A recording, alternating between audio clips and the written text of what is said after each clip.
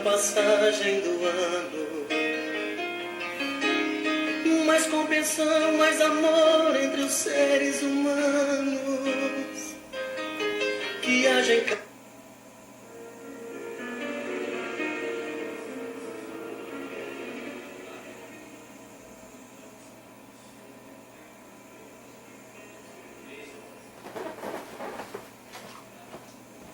Ao ar aqui para a nossa querida Rádio Avaré AM 1570 kHz, AM pioneira da região desde 1948, o poder da comunicação, o amor de sempre. Hoje, dia 2 de agosto, mais um mês, iniciando aí, já estamos no segundo semestre de 2015, um domingo aí maravilhoso, e essa é a edição de número 614 para Avaré, região e para o mundo, através do nosso www.radioavaré.com.br. Sou Eduardo Ramos e juntamente com os amigos Gabriel Guerra, Rafael Valverde, estamos iniciando a nossa transmissão de hoje. Ficaremos até às 15 horas nas suas companhias. E agradecemos a Deus, a Jesus, pela bênção da oportunidade de estarmos aqui, no ar, mais uma vez, levando a tantos quantos estejam aí ligadinhos conosco as palavras do Evangelho, as palavras da doutrina espírita, levando consolo, misericórdia, conhecimento, atenção. E é isso aí, gente. Mais um domingo, mais uma oportunidade. O boa tarde e as palavras iniciais do querido amigo Rafael. E Rafael, você está trazendo um visitante para nós, anuncia-o. Muito boa tarde, senhor Eduardo. Boa tarde, Gabriel. Boa tarde, Cristiano. Esse é o Cristiano. Esse é o Cristiano, o nosso amigo. E estamos aqui agradecendo mais um domingo por estar encarnado, estar nessa maravilhosa terra, esse domingo de sol, esse domingo de muita luz, a oportunidade de mudar o nosso destino cada dia nas nossas atitudes. Agradecendo aos ouvintes, a todo mundo, que a felicidade esteja dentro dos nossos corações. Muito boa tarde a todos. Muito bom. E já estamos aguardando a sua ligação. Participe aí do nosso programa, participe do desafio. É só ligar 0 operadora 14 3732 1564 ou pelo site da rádio www.radioavaré.com.br ou entrando aí na página do Facebook do Rafael Valverde. Entrar e interagir conosco. Ok? Muito bem. Na terça-feira passada, no dia 28 de julho, eu quero fazer um agradecimento, né? Porque é tão bom as nossas visitas e as recepções com as quais nós somos recebidos, né? Então, nessa última terça-feira, eu estive lá em Botucatu, dia 28 de julho, estive lá no Centro Espírita Irmã Anastácia. E aproveito então o espaço para agradecer a calorosa acolhida e um forte abraço à presidente Solange e a todos os frequentadores daquela casa espírita, né? Teve vários amigos de lá que anotaram o nosso endereço aqui na internet, né? E vão dar aí a grata audiência para todos nós, né? Um abraço a todos eles.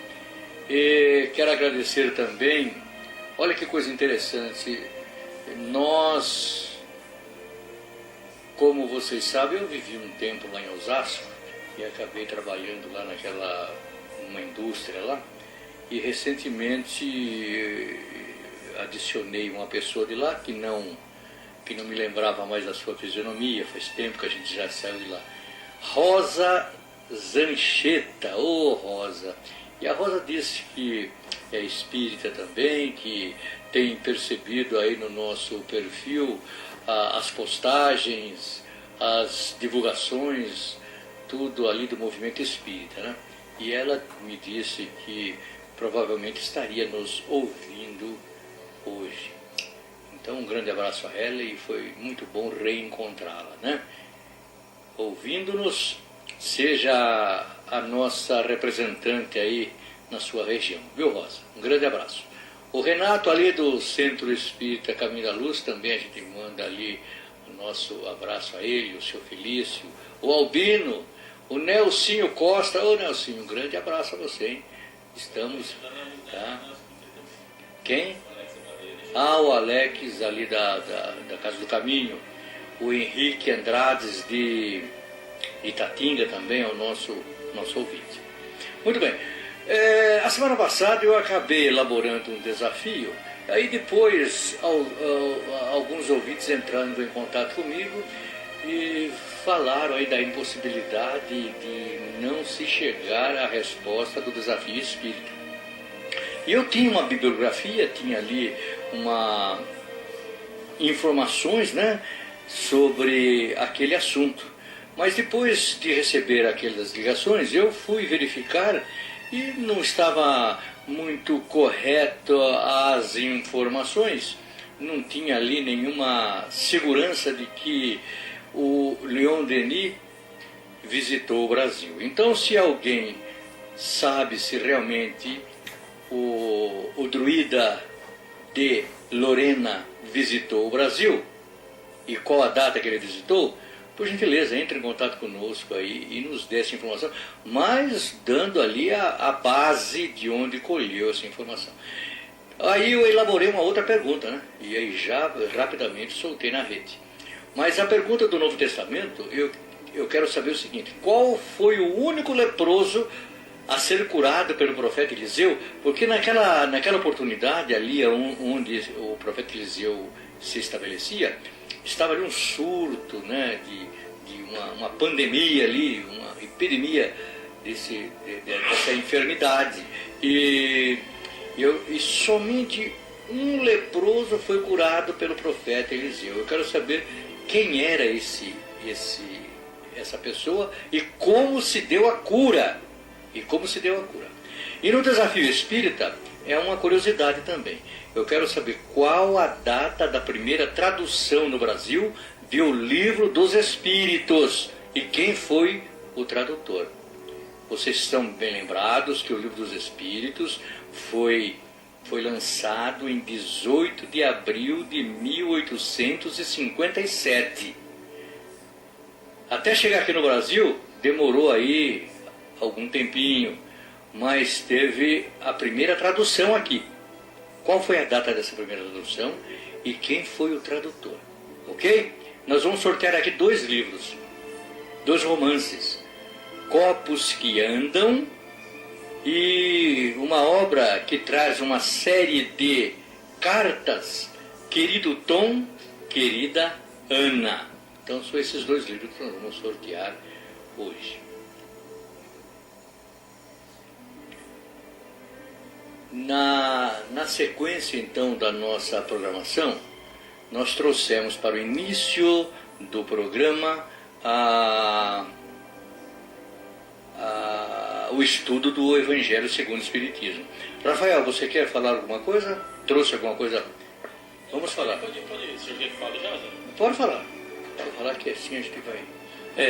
Eu queria fazer o começo de uma conscientização que principalmente eu estava pensando hoje cedo e a gente precisa se unir e precisa fazer.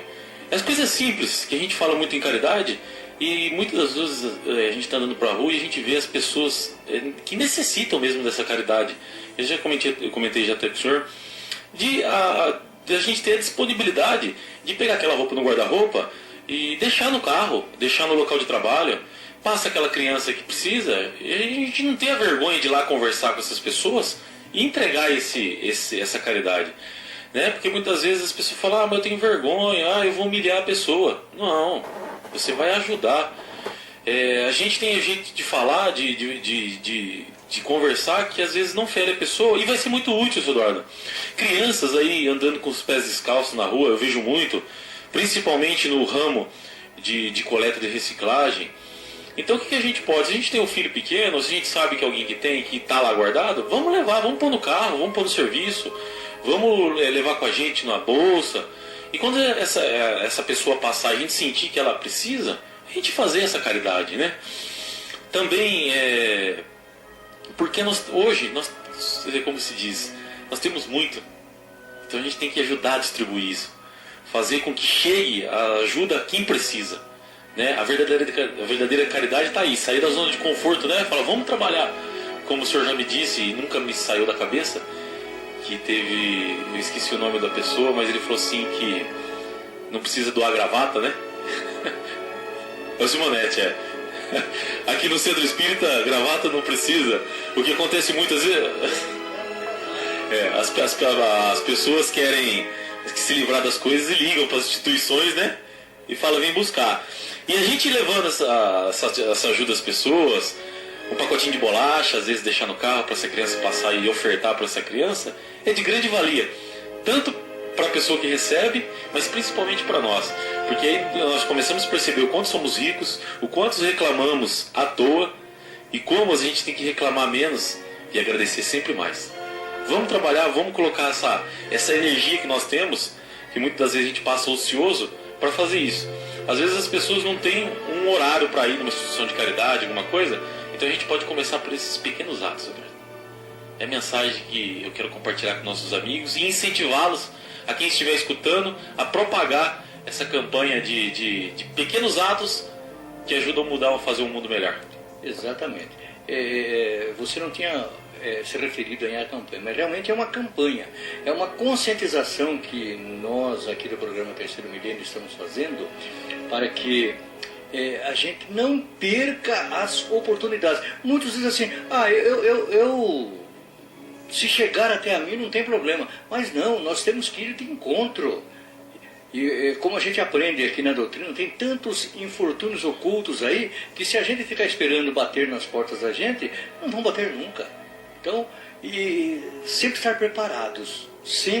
preparados para essa atividade que, de acordo com Jesus, é aquela atividade desinteressada, aquela atividade em que a mão esquerda, em hipótese alguma, deve saber o que opera a mão direita. A gente praticar. Porque você está lembrado, Rafael, você já está estudando, você está lembrado lá do grande julgamento que está lá no Evangelho de Mateus. E isso aí se torna até um exercício diário. Porque às vezes a gente vai na academia todo dia, às vezes a gente toma café todo dia, almoça todo dia, janta todo dia. E pensar que o irmão nosso, às vezes não tem esse privilégio, não tem o privilégio de comer todo dia, e a gente faz coisas para nós, e somos tão assim, como se diz, mesquinhos, entre aspas, que se a gente levar esse alimento, levar essa roupa, levar esse negócio, é uma vacina para nós mesmos, como eu disse para o senhor, é para nós, para a gente saber que a gente tem muito, porque muitas das vezes a gente passa o dia reclamando, e isso é muito pequeno, perto de muitos problemas que essas pessoas passam. Isso é um grande incentivo para nós, e principalmente para ajudar e propagar o amor, porque o amor se propaga, né, Sidónio? Dizem que Jesus não chegou a falar a palavra caridade no seu Evangelho. E se você procurar, realmente não existe o pronunciamento do Mestre dizendo pratique a caridade. Mas o que é a caridade? A caridade, a gente aprende que é o amor em ação, é o amor em movimento. Agora, amor, o Cristo falou várias vezes. Tanto que ali nesse grande julgamento em que ele lecionou essa lição para toda a humanidade, ele diz assim: vinde benditos de meu Pai, tomai posse do reino que vos está reservado desde a fundação do mundo. Aí ele dá a receita para aquele que vai tomar posse do reino que está reservado para ele desde a fundação do mundo. Tive fome e deste-me de comer. O que é isso? Caridade. E caridade material. Tive sede e me deste de beber. Material. Estava forasteiro e me recolheste. material. Estava nu e vestiste-me, material. Estava doente e foste me ver, moral. Estava preso e foste me visitar. Aí aquela turba que estava lá na frente, que nada mais, nada menos eram nós que estávamos lá na frente dele. Às vezes falando mal, né? Senhor, quando é que te vimos nessas situações e te assistimos? Aí ele dá aquela resposta séria. Todas as vezes que fizeste a um desses pequeninos, a mim vocês estão fazendo. Essa é a receita de salvação. É fazer o bem, é praticar a caridade. E outro detalhe importantíssimo, Sr. Eduardo, completando o senhor. Não vamos esperar ser santo para começar a fazer as coisas. Não. Porque se eu começasse a esperar ser santo, eu não vou fazer nada na vida. Eu vou ficar lá no meu quarto trancado. E não vai chegar a ser santo. Não vou chegar a ser santo. Ser santo é ele trabalhando e fazendo. É. Evoluir, é dar um passinho essa escada imensa. É dar uma escapadinha. Você já conhece o seu Gentil? Conheço. Olha o que acontece. Mas o Marcos você não conhece. O Marcos não, ainda não tive a oportunidade de conhecer. Ele é um espírita, não é espírita de centro espírita, não.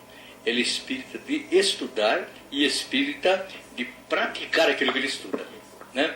Então ele vai na periferia, está lá um terminal aqui, está um aidético ali e tal. Então ele atende esse povo. Ele faz a barba de um aqui, ele dá o banho no outro ali. É assim a vida desse rapaz. Um dia eles estavam no trem, quando tinha trem aqui ainda, eles foram visitar o meu pai lá em Chavantes. E naquela época tinha o carro-restaurante. É interessante essa história, interessante. Tinha o carro-restaurante no trem. Então o cara passava com aquela bandeja, não sei se vocês chegaram a ver isso, passava com aquelas bandejas assim, com aqueles peitos de peru, que era o pão, o francês com mortadela, que aquelas coisas de mortadela caindo pelas beiradas, né? E peito de peru, aquele aroma inundava o carro, né? E junto ali tinha uma mãe, uma meia dúzia de filhos. E o Gentil, pai do Marco, porque eu vou comprar uns lanches pra essa menina. Porque a hora que passou assim, ó, cresceu o olho da criançada nos lanches, né? Ele pensou assim, depois ele contando pra gente, ele pensou, se eu pego lanche, o que o povo não vai falar? Vai falar que eu tô interessado na mãe do menino. Puxa, nisso, o Marco estava junto. O Marco disse, senhor, faz favor, dá um lanche para cada um.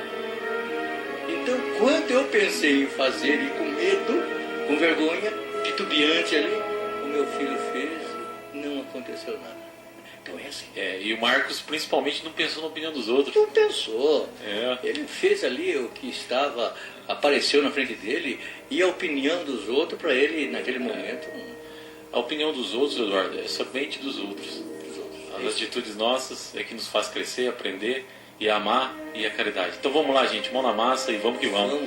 Mas nós anunciamos aqui o Cristiano, mas você sabe que quem vem aqui tem que vir preparado. Tem que falar. Pelo menos uma boa tarde vai falar para nós. Boa tarde a todos, que todos estejam com Deus e conectados com essa espiritualidade.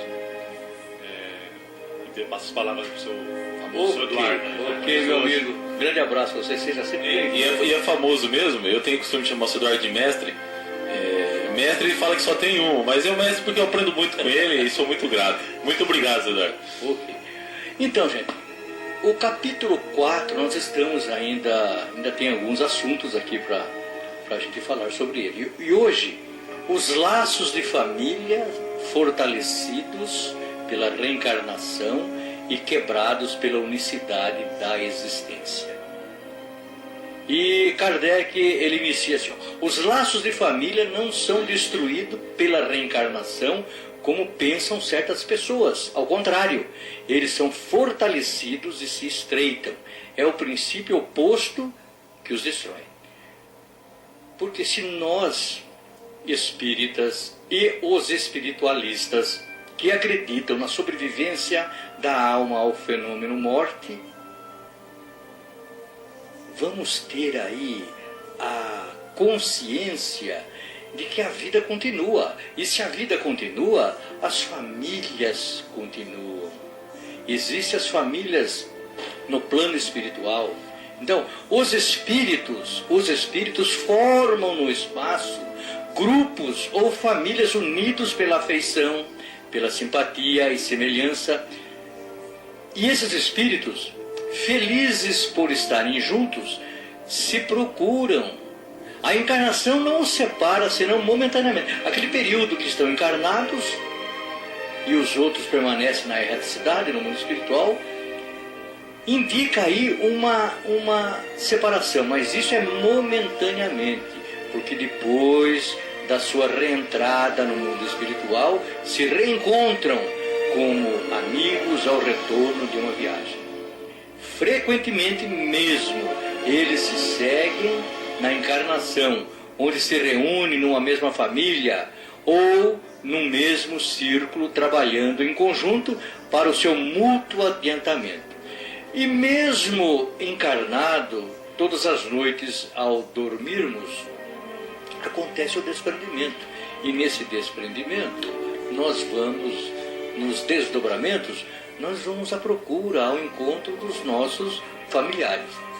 Se uns estão encarnados e outros não estejam, por isso não estão menos unidos pelo pensamento. Os que estão livres velam sobre os que estão cativos, que estão aqui na carne. Os mais avançados procuram fazer progredir os retardatários. Depois de cada existência, deram um passo no caminho da perfeição. Cada vez menos ligada à matéria, sua afeição é mais viva, pelo fato mesmo de ser mais depurada, não perturbada mais pelo egoísmo, nem pelas nuvens das paixões. Eles podem, pois, assim, percorrer um número ilimitado de existências corporais, sem que nenhum prejuízo afete sua mútua afeição. Então, não é a família material a única família. Pode acontecer de recebermos no seio da nossa família pessoas que não faziam parte daquele agrupamento espiritual. Mas por que eles se reencarnam nesse núcleo familiar? Muitas vezes para fazer com que os componentes dessa família adquiram um progresso mais rápido. Ou ele se reencarna ali para ser ajudado por essa família. Então, a união e a afeição existe entre os parentes, são indício da simpatia anterior que os aproximou.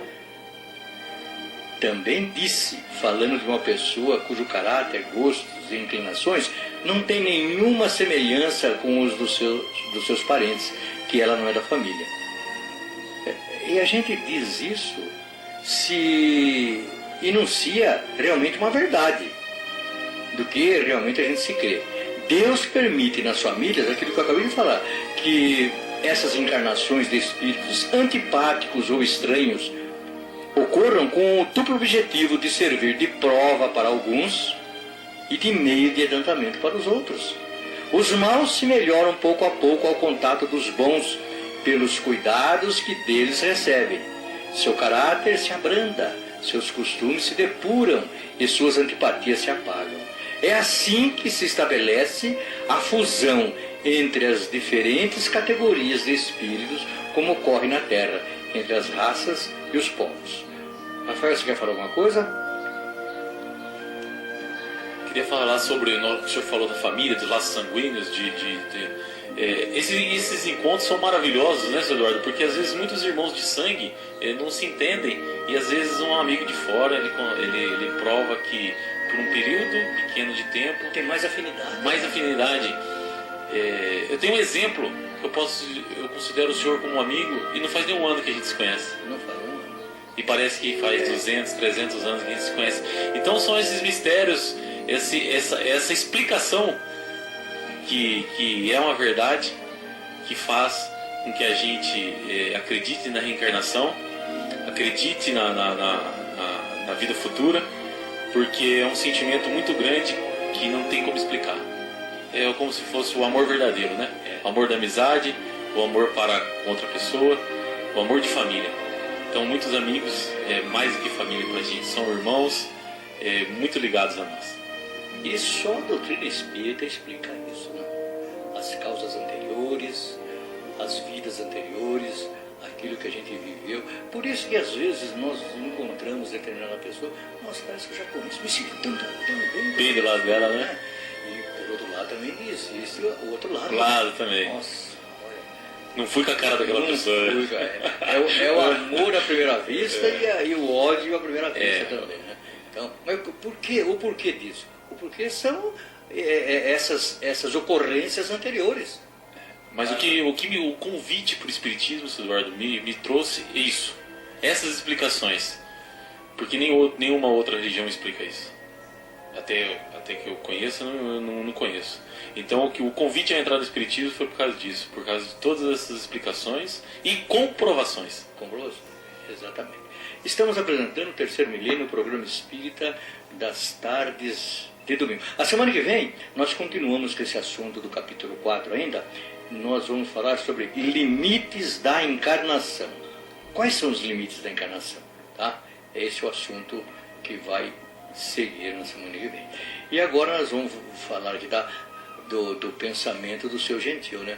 No livro Caminho Certo, a lição 28, o século de luz. São as palavras, as mensagens do Senhor Gentil. Gentil, atualmente ele está no Centro Espírita Allan Kardec, na Avenida Vital Brasil 421, ali em Botucatu.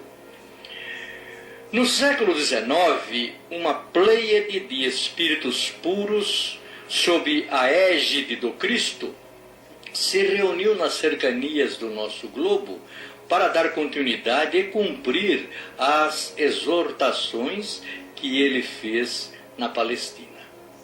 Abriram-se as comportas desse rio fecundo que é o Espiritismo, o Consolador prometido. Milhares de seres exilados nas regiões escuras do orbe cantaram glórias ao Criador. O ungido de Deus cumpria assim seu vaticínio, retornando ao convívio dos seus. Como havia preconizado na sua sombria Judéia, se os homens não falarem de Deus, as pedras falarão. Salve o Consolador. É isso aí, seu gentil. Se as pedras não falarem, se nós não falarmos, as pedras falarão. Mas salve o Consolador que está aí, falando aos quatro cantos do mundo sobre Jesus, sobre o Evangelho puro, nascente, sem enxertias, sem dogmas, está ali, propagando o Divino Mestre na luz do seu nascimento. Gabriel, nós queremos ouvir agora a primeira parte do capítulo 30 da nossa radionovela Memórias de um Suicida.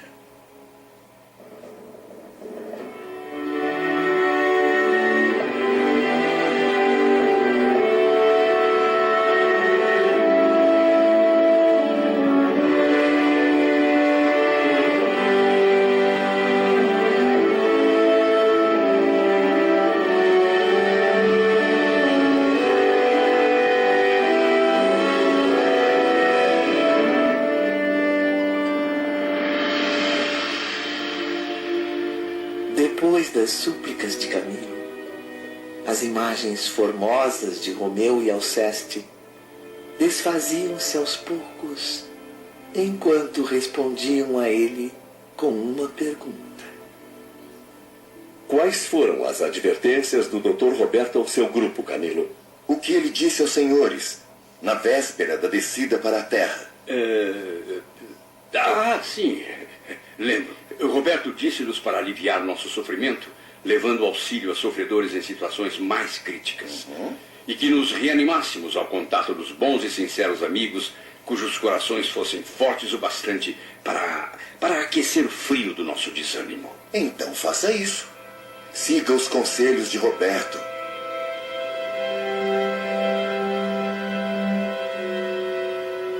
Reuni então todas as forças de que era capaz. Impus serenidade aos sentidos e orei também, pedindo socorro e proteção a Deus. A solidão me deixava aterrorizado, Ivone. Contemplei o casarão sinistro, revivendo emoções abomináveis. Meu desejo era apenas afastar-me, mas afastar-me para muito longe, onde fosse possível esquecer a tragédia do meu próprio suicídio. Camilo então apertou os passos para escapar. E ao transpor as portas do antigo lar, uma compensadora surpresa o aguardava. Ramiro de Guzmán, Roberto de Canaleiras, louvado seja Deus. Venha conosco, meu amigo. Convém retornar ao domicílio do médium Fernando de Lacerda. Novamente no lar do médium que lhe oferecia abrigo, Camilo reencontrou Belarmino de Queiroz. Seguindo os impulsos positivos e os conselhos inesquecíveis dos seus instrutores, tomaram então uma decisão. Organizaremos uma espécie de associação de classe. Precisamos entrar em contato com Mário, João e outros aprendizes que possam ter a mesma disposição, Fernando. É uma ótima ideia, Camilo. Estudar e realizar ações que combatam as ideias de suicídio. Não apenas combater as ideias, mas também a predisposição que contamina diferentes classes sociais. Tem razão, Belarmino. Através dos nossos testemunhos francos e minuciosos sobre a realidade do mundo em que vivemos, seremos capazes de alterar muitos destinos para melhor.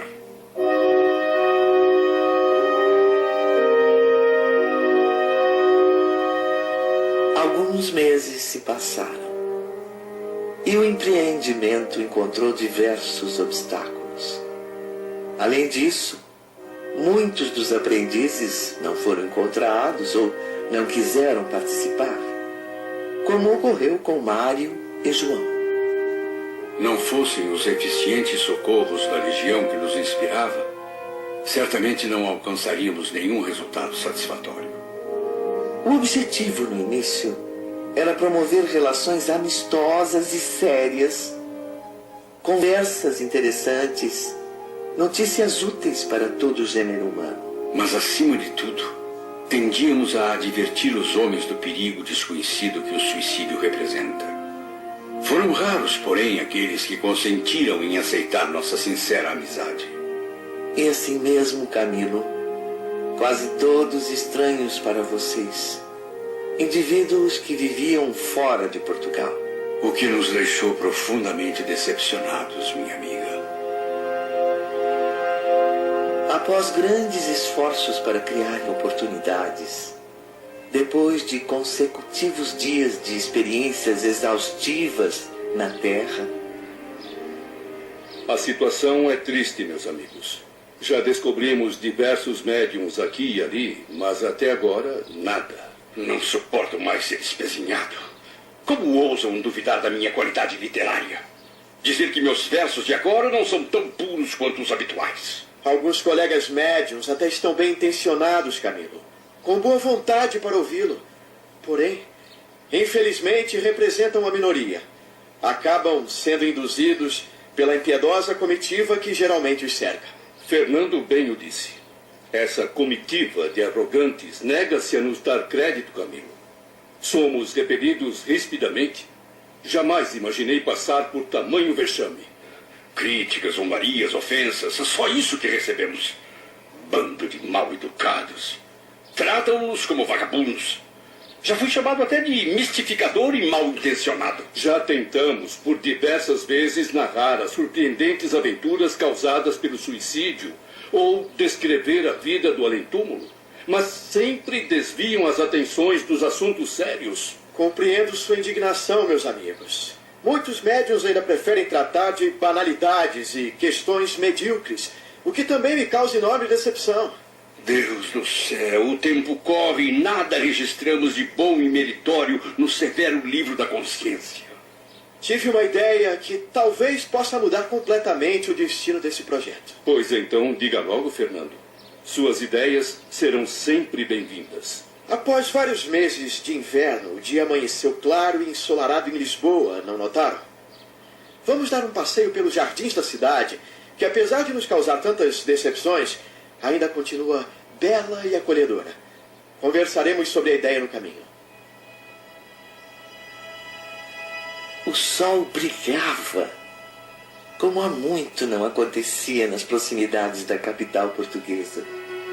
Camilo, Belarmino e Fernando caminhavam entre as frondosas macieiras e a sugestão do médium era muito bem recebida.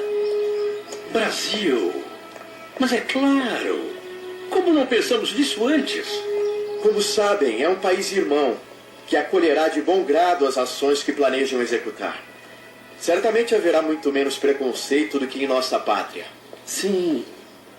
Ainda me lembro da formosa reunião a que assistimos certa noite no interior de Minas Gerais, onde fomos levados por nossos educadores do Instituto Maria de Nazaré. Está decidido.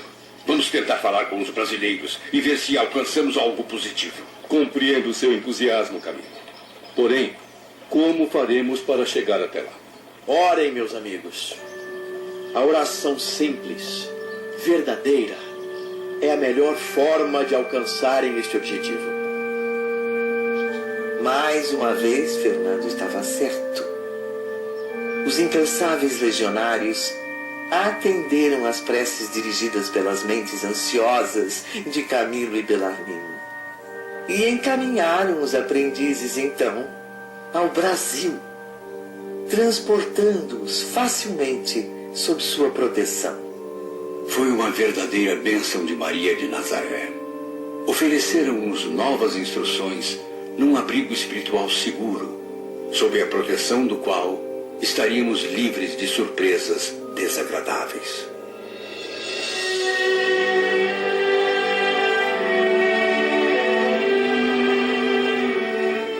Já em terras brasileiras, iniciaram então uma luta árdua e exaustiva. Tentaram todos os recursos de que podiam dispor, a fim de reunirem médiuns brasileiros para o projeto. Humildes, dóceis, amorosos, sinceros no desejo de servir. Encontramos vários deles que poderiam aliviar nossas aflições, suavizando nosso calvário de reparações e experiências. Sob o luar envolvente do Planalto Central, Camilo e Belarmino reuniam-se com Mário e João, que foram convencidos a participar do projeto. Creio que poderíamos contar com médiuns muito caridosos, meus amigos. Utilizar suas faculdades para os trabalhos literários. Mas a tortura do idioma, isso vai tornar difícil a nossa tarefa. Tem razão, Mário. E por que, Camilo, os homens não se entendem num idioma que se torne universal, que tanto a nós espíritos quanto a eles conceda possibilidades brilhantes?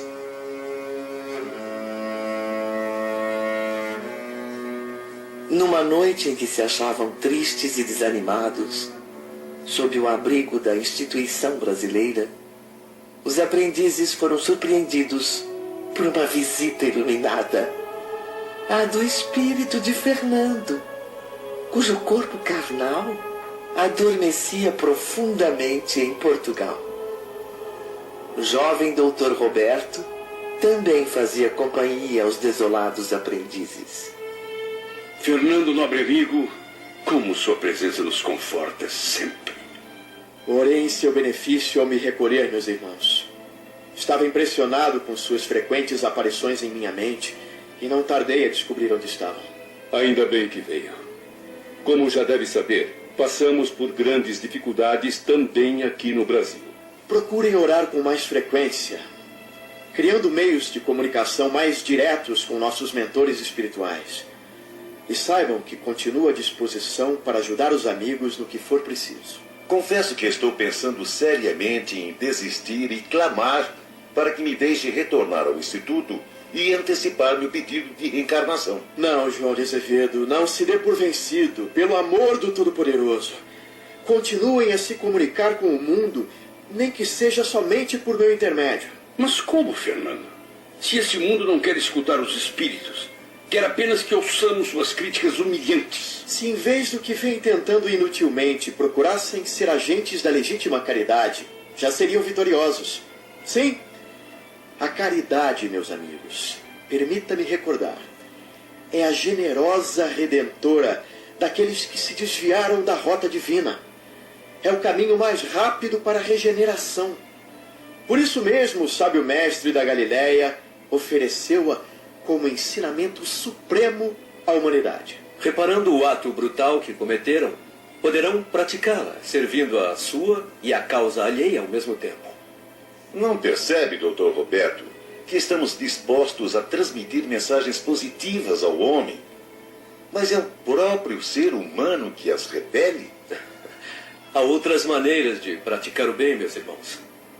Crescem nas camadas sociais terrenas, assim como das invisíveis, problemas dolorosos a serem solucionados, infinitas modalidades de desgraças, desventuras amargas a afligirem o planeta, requisitando o auxílio fraterno de cada coração generoso. Nos hospitais, nas prisões, nas residências humildes, como na opulência dos palácios, por toda parte encontram-se mentes incompreendidas e desesperadas, corações angustiados por problemas insolúveis neste século. Mas não vê que estamos tentando, de certa forma, ajudar a humanidade por meio dos contatos mediúnicos?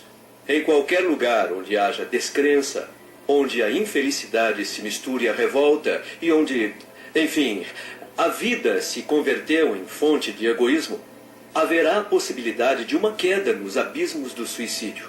Infelizmente. Esforcem-se por encontrar tais recantos. Estão por aí, a cada passo. Em nome da sua experiência, aconselhem o pecador a deter-se. E indiquem a ele a única força capaz de erguê-lo da desgraça para conduzi-lo à verdadeira vitória: o amor de Deus. Confortem a mente dos infelizes, exercitando o bem, segredando sugestões animadoras ao coração das mães aflitas, dos jovens desesperados pelas desilusões prematuras. E das pobres mulheres atiradas ao lodo, cujas desgraças raramente encontram uma compaixão alheia. Isso...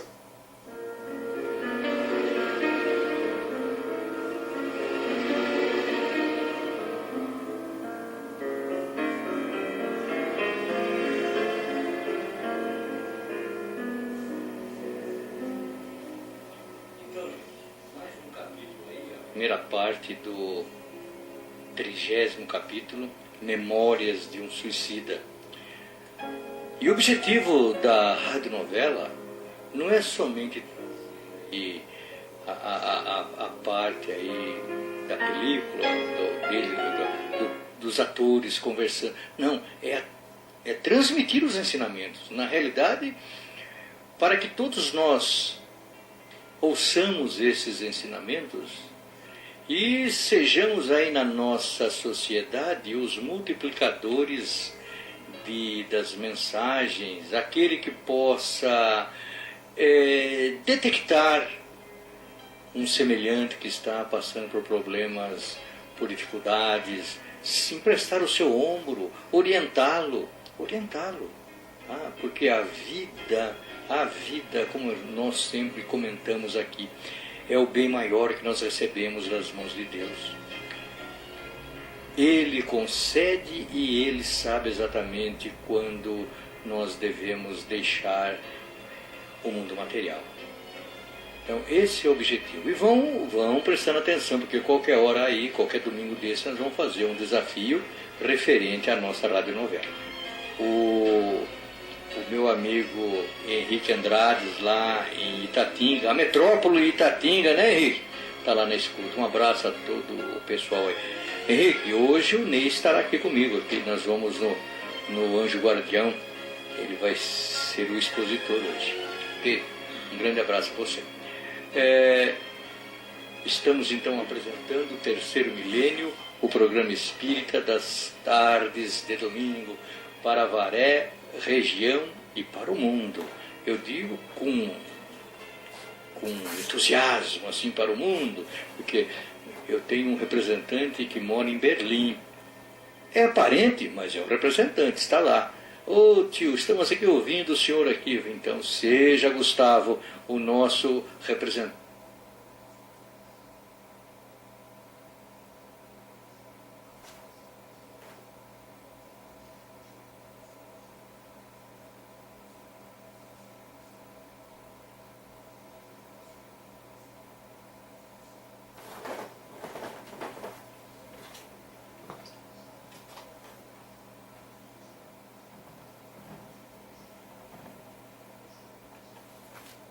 levando aí a palavra de Jesus, a palavra de Kardec aos queridos ouvintes que nos sintonizam.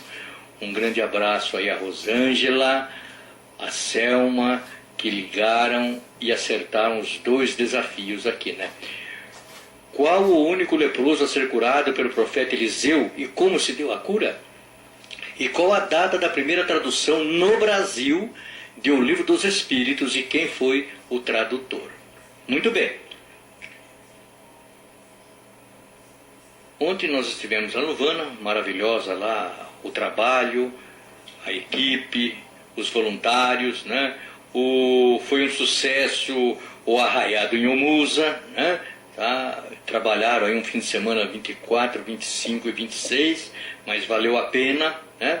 E aqueles que estão interessados em conhecer Uvana, dê um pulinho lá, Rua Zico de Castro, 228, ali no Jardim Santa Elizabeth. Fica um pouco abaixo ali da creche Santa Elizabeth. Aqueles que se dirigem pela Avenida Paranapanema, chegando próximo a uma loja de material de construção, uma loja grande que tem ali, é só entrar à esquerda ali. Essa rua, eu como sempre digo aqui, desemboca no portão do Uvana, não tem como errar. Se a pessoa vir correndo, tropeçar no meio-fio, cai lá dentro do Uvana, né, o Rafael? Então, nós precisamos.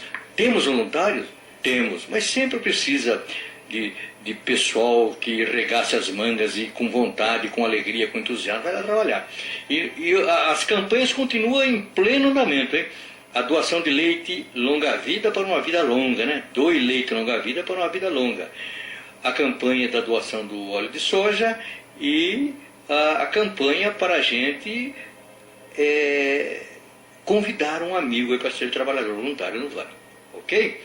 Logo, logo a gente está trazendo aqui mais eventos lá do Vana. Quem quiser consultar o Vana aí na rede, www.vana.org.br, tá? Aí toma o conhecimento aí de a quantas anda aquela sociedade, ok? O Leão Denis, hoje o palestrante é o Renato Sácaro.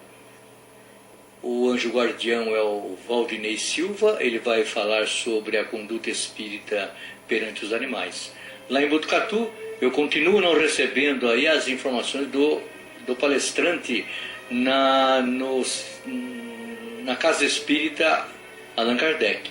Mas eu posso informar que o seu Gentil já estará a partir das 17 horas lá para o seu atendimento fraterno. Lá em São Manuel, no Seja, Centro Espírita Joana de Ângeles, da minha amiga lá, a presidente lá é a Vera Ragoso. O palestrante amanhã é o filho da Vera.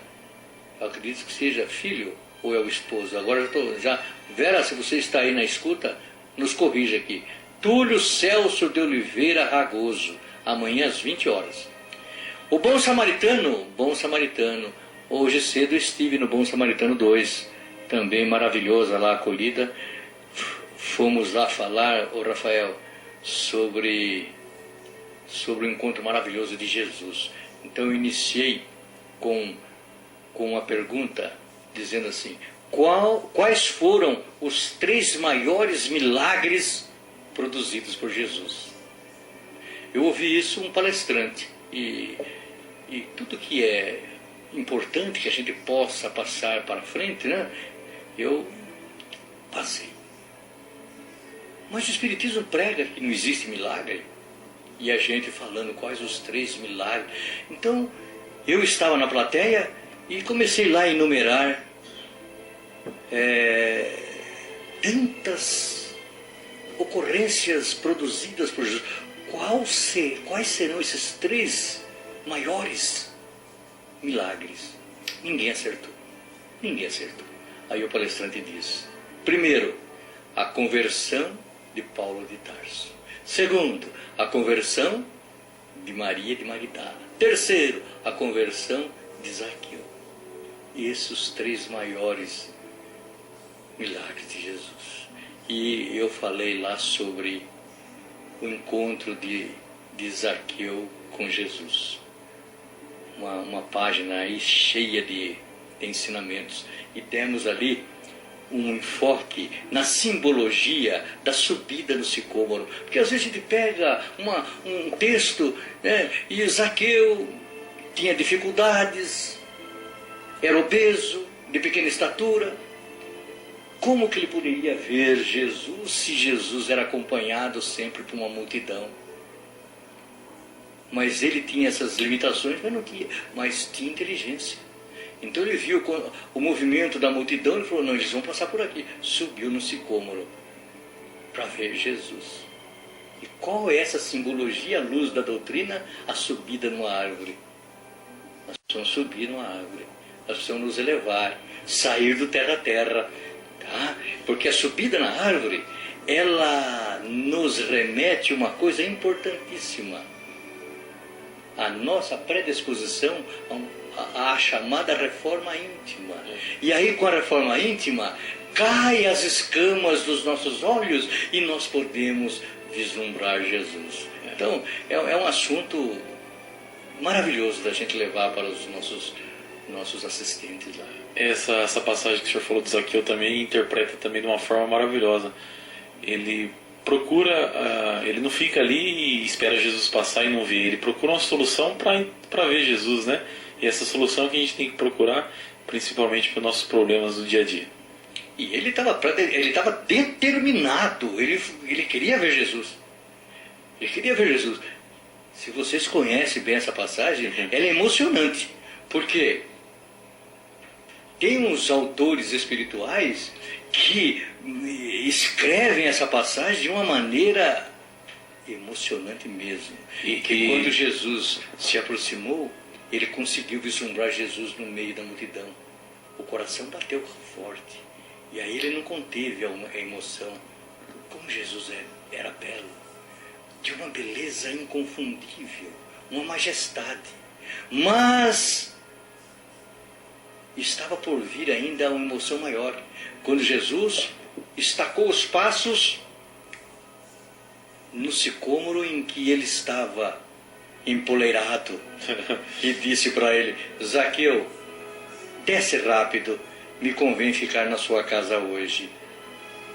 E ele diz assim, ele pensa assim, meu Deus, era muito mais do que eu esperava, era muito mais do que eu imaginava, eu queria vê-lo. E ele me convida e ele me avisa que vai pernoitar comigo. Dizem alguns exegetas que ele escorrega sicômoro abaixo e quase se estatela no chão, de tanta alegria, né? Então, essa é a alegria de tantos quantos ouve o chamado de Jesus, ele dizendo assim para nós, Rafael, me importa hoje ficar na sua casa, meu filho. Tá? Eu quero ficar lá. Então, olha a felicidade nossa de receber Jesus em nossas casas. E todo dia ele está lá dos olhos. Só que a gente às vezes não percebe. Não percebe. Muito bem. Estamos já no final do nosso programa. Então nós precisamos fazer o sorteio aqui, a resposta do desafio, o sorteio dos livros e o desafio da semana que vem. Ok? Então, o primeiro desafio é qual foi o único leproso? Foi um sírio que era chefe de exército lá na Síria, chamado Naamã. E como que se deu a cura dele?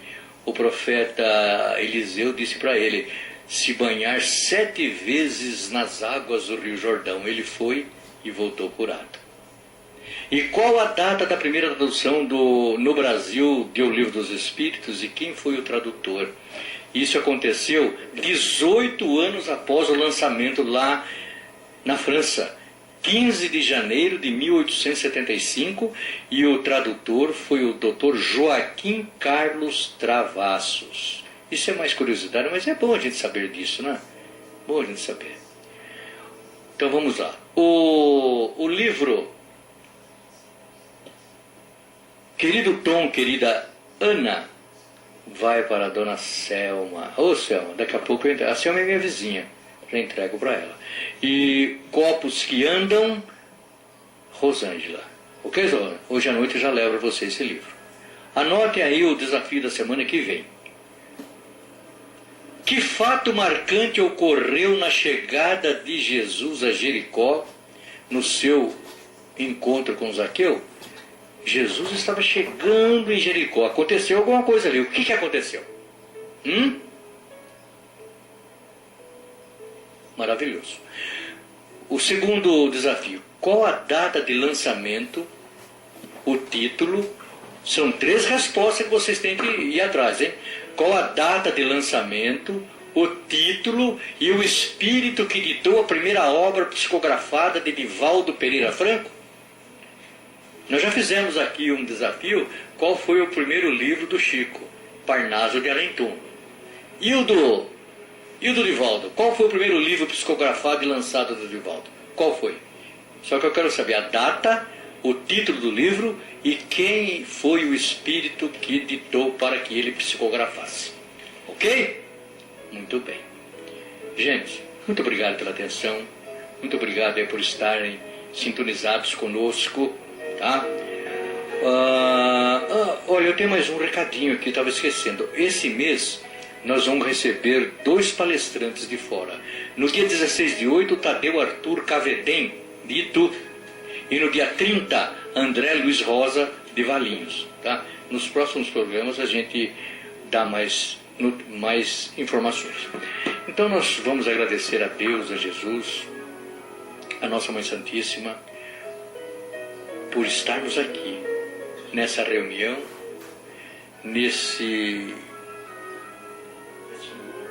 que acontece todos os domingos, em que nós, com alegria, com entusiasmo, com disposição, nós levamos a você, ouvinte, palavras de conforto, de carinho, de amor, palavras para que nós possamos exercitar a compreensão, a paciência.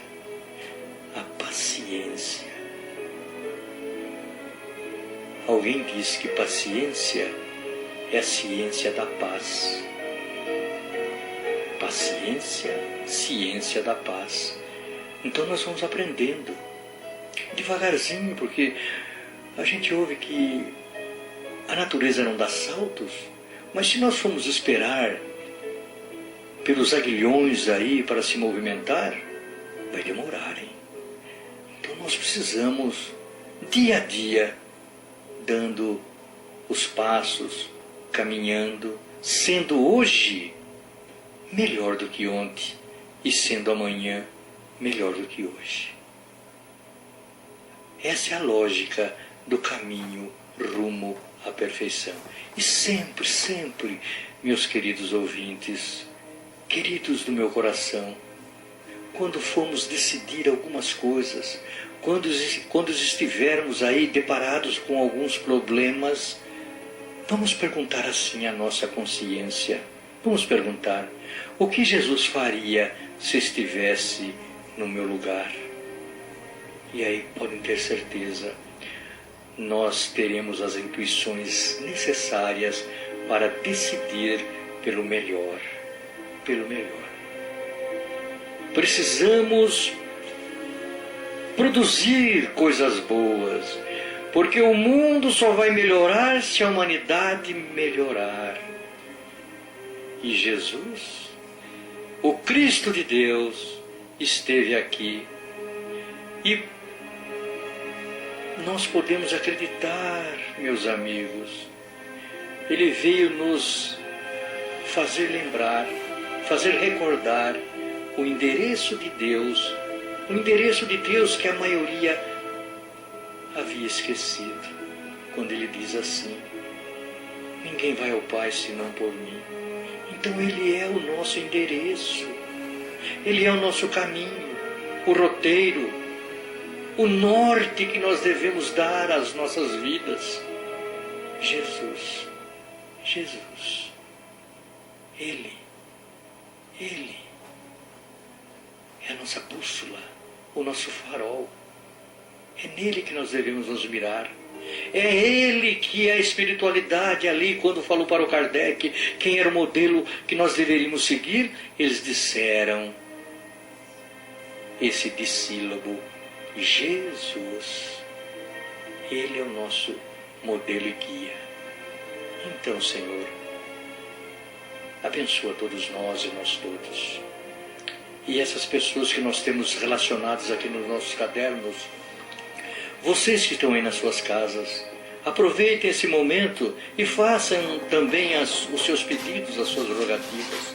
Mas eu quero lembrar aqui a Silvana de Fátima Tobias, o Dr. José Quartus, a Ana Beatriz e a Ana Letícia, o Luiz Otávio, o Onofre Alcubilhas, a família Grace.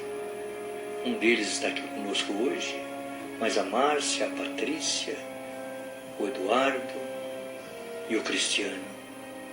O Celso Sanches, graças a Deus, já está trabalhando ali. O Henrique Andrades, o nosso amigo lá de Itatinga.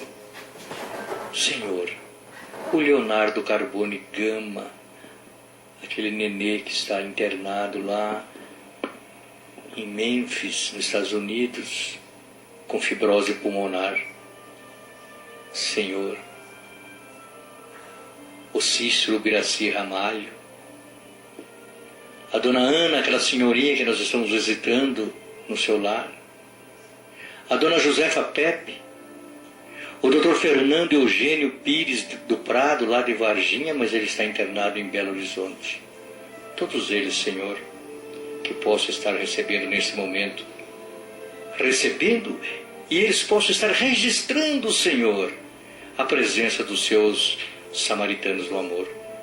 E nesse copinho com água, Mestre, ponde a medicação necessária a cada um de nós. Que assim seja.